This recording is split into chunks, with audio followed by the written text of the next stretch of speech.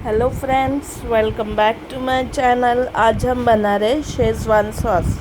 उसके लिए मैंने 2 कप पानी गरम करने रख दिया है कढ़ाई में। उसमें मैंने लिया है 25 कश्मीरी मिर्चें और 10 तीखी वाली मिर्चें, और दोनों के मैंने बीज निकाल के ले लिए हैं। अभी इसे 10-15 मिनट के लिए हम बॉईल कर लेंगे, जब तक मिर्चें थोड़ी सॉफ्ट नहीं हो जाती। और ठंडा करके इसे 1-2 टेबलस्पून जिस पानी में हमने बॉईल किया था उसके साथ हम एक थिक पेस्ट बना के रख लेंगे। ज़्यादा पानी आप ऐड ना करें, क्योंकि मिर्चें सौते करते टाइम वो आपकी बॉडी पे उड़ सकता है तेल। इसके लिए आप 1 से 2 टेबलस्पून ही डालें पीसते टाइम।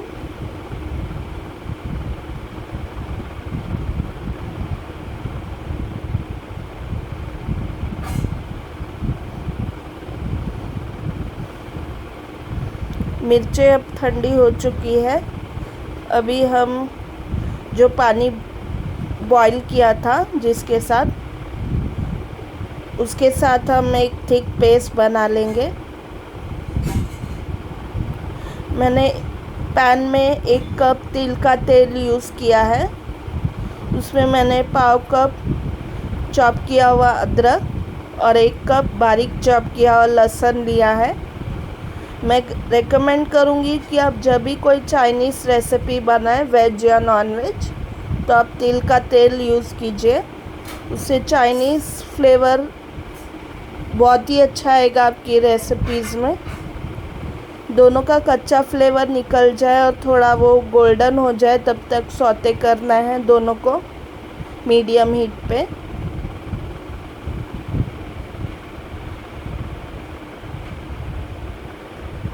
अभी इसमें मैं डालूँगी पाव कप चॉप की हुई सेलरी। सेलरी ना मिले तो आप हरे धनिए का डंठल यूज़ कर सकते हैं, मोटा वाला चॉप करके।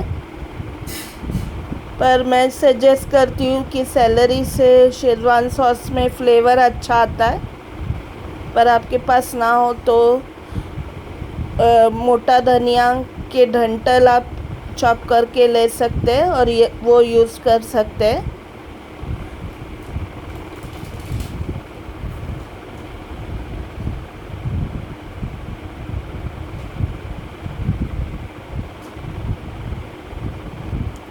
अब तीनों अच्छी तरह से सौते हो चुके हैं।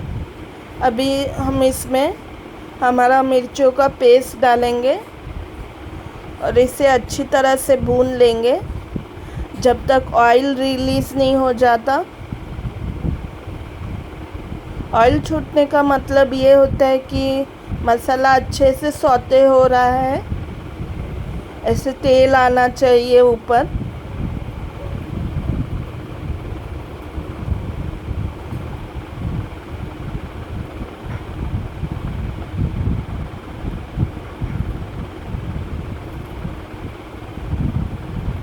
इसमें मैं डालूँगी आधा कप केचप,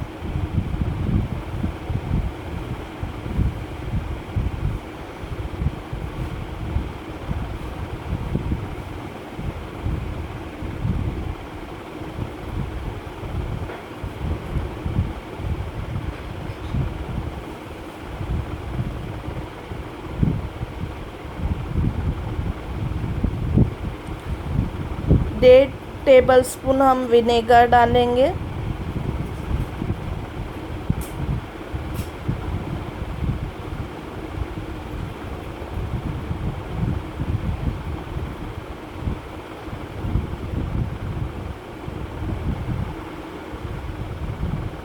डेढ़ टीस्पून मैं काली मिर्च का पाउडर डालूँगी।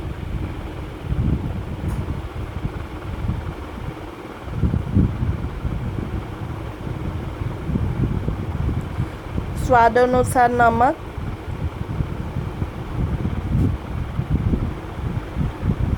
मिक्स कर लेंगे अच्छी तरह से।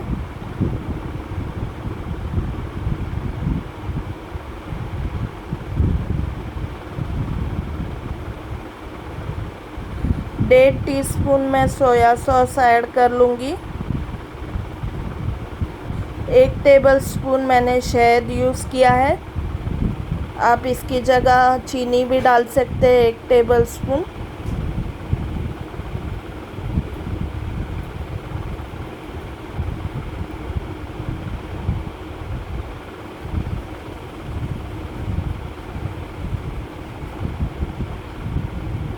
आप नमक और मिर्च अपने अकॉर्डिंग टेस्ट कर लीजिएगा।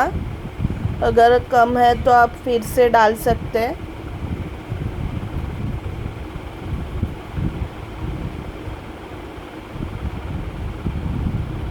हमारे शेज़वान सॉस में अच्छी तरह से तेल रिलीज़ हो चुका है। इसका मतलब ये है कि वो अच्छी तरह से पक चुका है। अभी हम इसे ठंडा कर लेंगे पूरी तरीके से, स्टोर करने से पहले।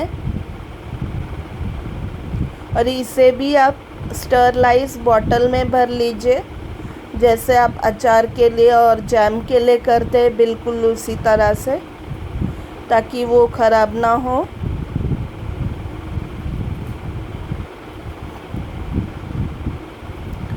शेज़वान सॉस अभी ठंडा हो चुका है। अभी मैं इसे मेरे ग्लास जार में भर लूँगी। और आपको तेल का भी एक लेयर आना चाहिए इसके ऊपर।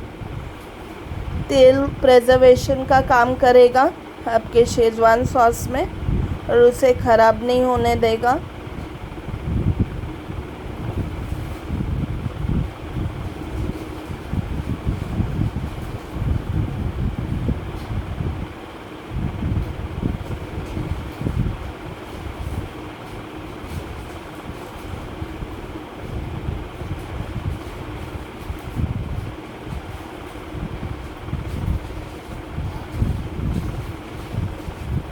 शेज़वान सॉस अब पूरी तरीके से स्टोर करके रेडी हो चुका है यूज़ करने के लिए।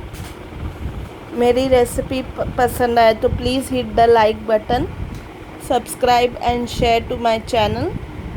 Thank you so much for watching my recipe. अब हम मिलते हैं अगली रेसिपी में। तब तक के लिए bye bye and take care.